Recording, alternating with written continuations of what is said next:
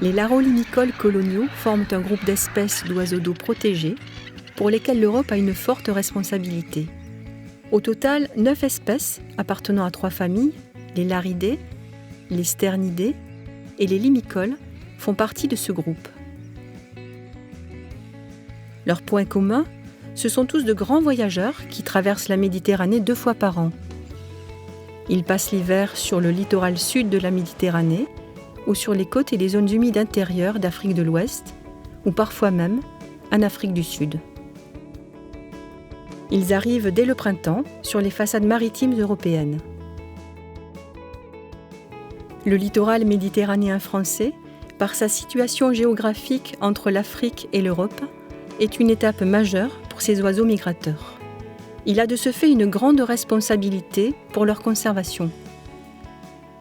En effet, pour certaines espèces comme le goéland railleur, le goéland dodoin et la sterne ancelle, ils constituent leur unique lieu de nidification en France.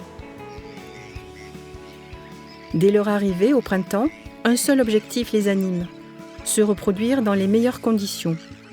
Pour cela, il faut trouver un espace où installer les nids, peu éloignés de leur source de nourriture, à l'abri des prédateurs, des aléas climatiques et du dérangement humain. Ces oiseaux se rassemblent pour nicher et forment de véritables colonies. Ainsi, sur un même lieu, on peut rencontrer des espèces différentes, comme ici, ces mouettes rieuses qui côtoient les goélands railleurs, ou encore cette sterne ancelle qui a installé son nid au milieu d'un groupe de mouettes mélanocéphales. De véritables stratégies sont mises en place pour cohabiter sans se gêner et sans rentrer en compétition, notamment pour l'alimentation. Selon leur taille, ils parcourent des distances plus ou moins éloignées de leur nid pour pêcher.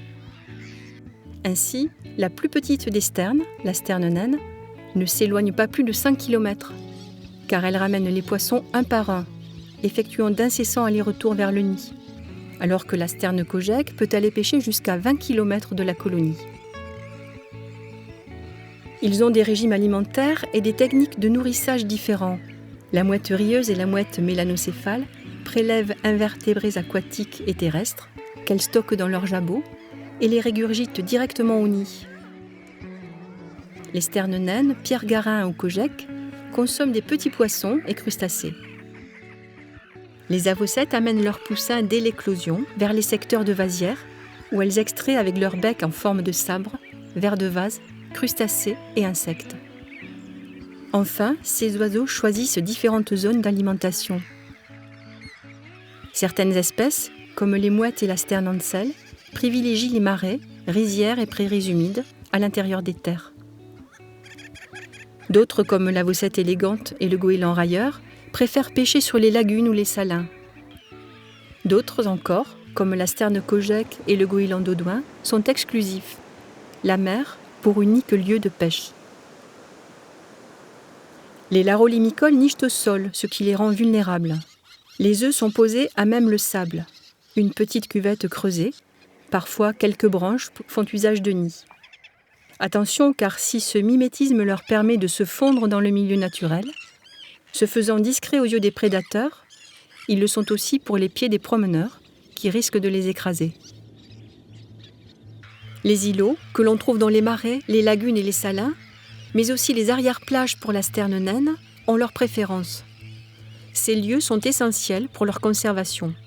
Suffisamment distants de la berge, la lame d'eau qui sépare ces îlots de la terre leur offre une protection contre l'intrusion des prédateurs terrestres comme le renard, les chiens ou les sangliers.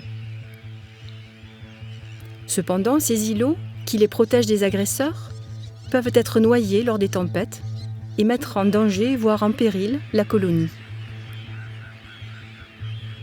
Ces espèces nomades sont peu fidèles à leur site de nidification et d'une année sur l'autre déplacent leur colonie.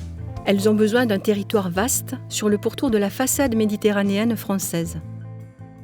Les larolimicoles coloniaux sont en difficulté, tant en France qu'en Europe, où ils sont classés parmi les espèces vulnérables. En cause, des conditions défavorables qui diminuent le nombre de sites où installer leurs colonies. Les grands travaux d'aménagement de ces dernières décennies, tels l'urbanisation, la construction de nombreux réseaux de communication, ont contribué à la réduction des zones humides littorales. L'espace a été fragmenté par ces aménagements, isolant les sites potentiels les uns des autres. Ces modifications d'importance ont figé l'évolution naturelle du littoral et fixé le trait de côte. Le processus de création d'îlots sableux a été stoppé. Les îlots existants s'érodent et même disparaissent par l'action des tempêtes ou du vent. Dans certains cas, la végétation a complètement envahi l'espace. Il ne reste plus de place pour nicher. D'autres menaces, occasionnées par manque d'informations ou de connaissances, peuvent mettre ces espèces en danger. Ainsi, des dérangements nombreux et répétés lorsqu'elles nichent les amènent souvent à délaisser leur nid, diminuant les chances d'éclosion. Sur les sites où les niveaux d'eau doivent être gérés, une gestion inadaptée peut entraîner des dégâts considérables pour les colonies présentes. À ces menaces s'ajoute l'expansion d'une espèce concurrente, le goéland leucophée, qui colonise les îlots les plus favorables, au détriment des autres espèces qui doivent trouver d'autres lieux pour installer leurs colonies. Conséquence de cette situation héritée du passé, les larolimicoles n'ont d'autre choix pour se reproduire que de s'installer sur des sites de substitution qui peuvent parfois se révéler très inadaptés. Par exemple, les digues des salins sont largement utilisées par les oiseaux, mais jouent comme des pièges à cause de leur accessibilité aux prédateurs. De ce fait, le succès de reproduction de certaines de ces espèces peut être altéré, mettant en péril leur conservation à long terme. Face à cette responsabilité interrégionale, la dynamique du projet Life Plus en vol s'est créée autour des Amis du Marais du Viguera. 5 ans, un réseau de 9 sites Natura 2000, comprenant de nombreux sites du Conservatoire du Littoral, 9 structures partenaires, avec pour point de mire la conservation des larolimicoles coloniaux. Le projet Life Plus en vol s'appuie sur les compétences multiples et partagées des gestionnaires du littoral méditerranéen français. Augmenter le nombre de sites de nidification sur l'ensemble du littoral méditerranéen français constitue le cœur de ce projet d'envergure. Amélioration des connaissances, expertise et suivi, travaux d'aménagement ou de restauration, mais aussi campagne de sensibilisation et d'éducation à l'environnement. Autant d'actions pour lui donner vie et renforcer la mise en réseau des gestionnaires de ces espaces littoraux. La création d'îlots ou la construction de radeaux est le point essentiel de ce projet. Ces actions permettent d'offrir un réseau de sites disponibles sur la façade nord de la Méditerranée. Toute une batterie de tests et d'études est nécessaire avant le démarrage des travaux. Analyse de la salinité de l'eau, relevés topographiques, études bathymétriques, analyse de l'importance du sol, qui permettent de définir l'emplacement optimal des îlots. Pour que ces îlots soient les plus attractifs et efficaces en période de nidification, il faut que le niveau d'eau soit suffisamment haut pour éviter toute prédation terrestre et suffisamment bas pour que la surface émergée soit assez importante pour accueillir les colonies. Les salins, avec leurs systèmes hydrauliques qui assurent la marche de l'eau, sont les plus favorables pour accueillir les nouveaux îlots.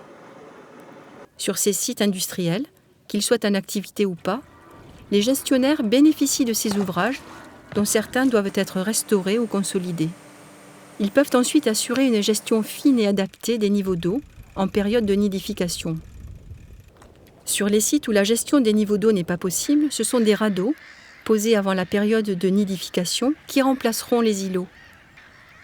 Installés sur des secteurs favorables par leur situation géographique et bénéficiant de protection par leur statut, comme des réserves naturelles ou encore des domaines privés, ces radeaux, construits sur place, seront enlevés hors période de nidification.